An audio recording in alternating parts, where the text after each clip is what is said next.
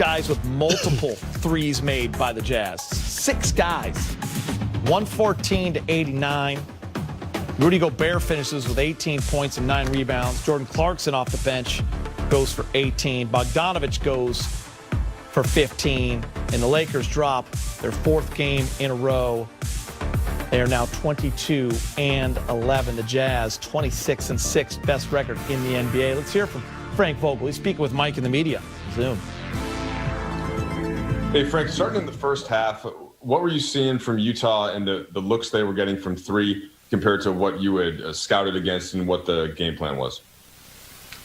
Yeah, they've been doing that every night. I mean, they hit a few more off the bounce, than we anticipated. We wanted to make sure that, we try to do the best we can to take away their drive and kick game and their catch and shoot threes, but just wasn't enough. What were you looking for with the lineup switch to start the game, Frank?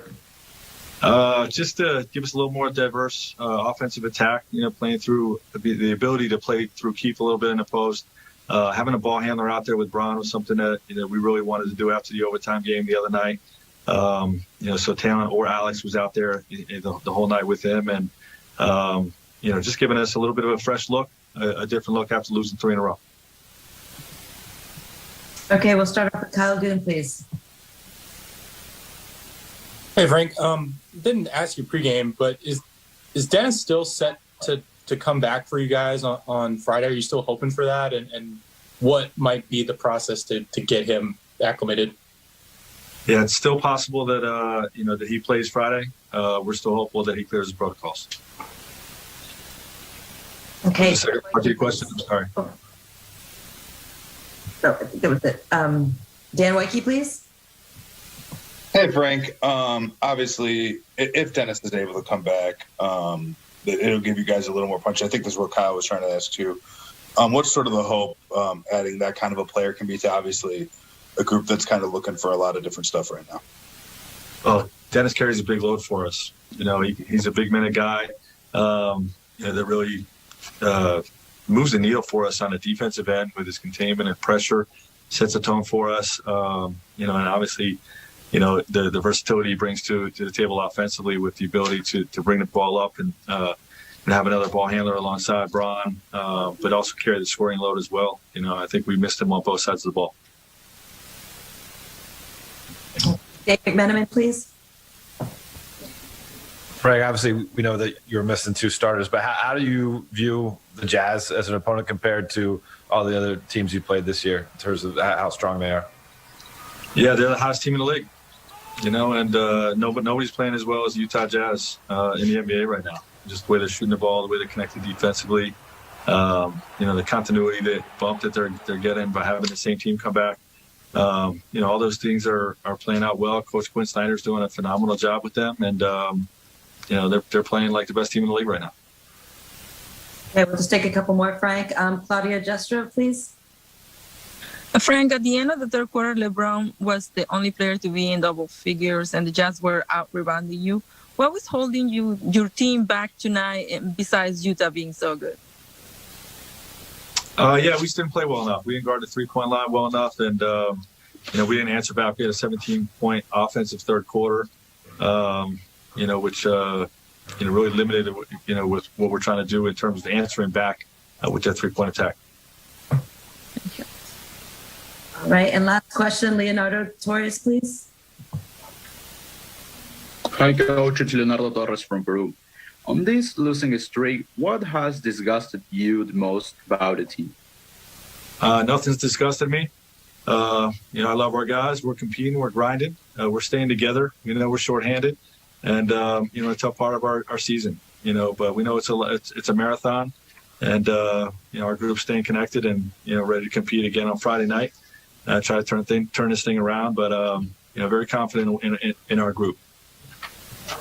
All right, thanks so much, Frank. Safe travels back home. Hello and welcome to Access Sportsnet. Lakers driven by your Southern California Honda dealers. Chris McGee, James Worthy, Robert Ory, Allie Clifton's going to join us in a little bit. We got Trudell and Brez handling the postgame. The Lakers lose their 4th game in a row. They're now 0-4 with Dennis being out. They're 1-4 since AD went down with the injury in Denver. And most who follow the trends in the NBA kind of saw this game coming. We talked about in the pregame show, this was going to be a huge challenge for the Lakers against the hottest team in the league. But still, you know, blowouts are never fun. And the bottom line, big game and Rob, Lakers are struggling. And over the last 2 weeks, you know, they've had 3 of their worst losses, and the woes continue a little bit. Yeah, it would just be nice to say the Jazz are really good and we could just go home and that'd be the show. That's pretty much what it was. I mean, look, the Lakers are struggling a little bit right now. Okay, they're missing their big, you know, engine in the middle, AD. That's bad enough. Then you're missing Schroeder. That really sets them back because you can't run your offense or your defense without 2 major components. You can try, you can fill in here and there, but they have not been able to sustain that. They've been depending on LeBron quite a bit. And so, you know, the Washington game, 17-point lead, they had to get that one. Because to get that one, that kind of makes them feel good about where they are in the schedule. But going into Utah without AD and Schroeder, you know, that was going to be a tough game. And Utah proved that their record it's not a fluke. They're pretty good. They're a really good team. They're one of the best 3-point shooting teams in the league, and they showed that tonight in the first half. Yeah. They put up 13 threes, I think it was. 14 in the first half. 14, sorry, -1. And if you look at the Lakers, they're really missing Schroeder. I know we're missing AD, but they're really missing Schroeder because you got another guy who can penetrate, who can get his own offense, who can do things of that nature, and you can get LeBron off the ball. Because you look at the way Alex Caruso did, he did it, but he doesn't have that extra gear like a shooter does to get to the hole and get easy buckets, because that's what it's going to take in games like this. When one team is hot from 3 and you're not hot from 3, you need to get some points in the paint, and that's what Schroeder provides for the Lakers when he goes to the bucket and gets those points in the paint.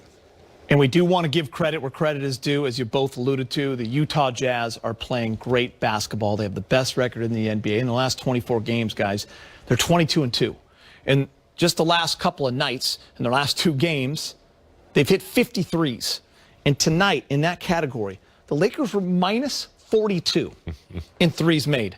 How about that number? Minus 42. They were 22 of 48. The most threes the Lakers had given up this year was 19, but the Jazz lit it up. Rob.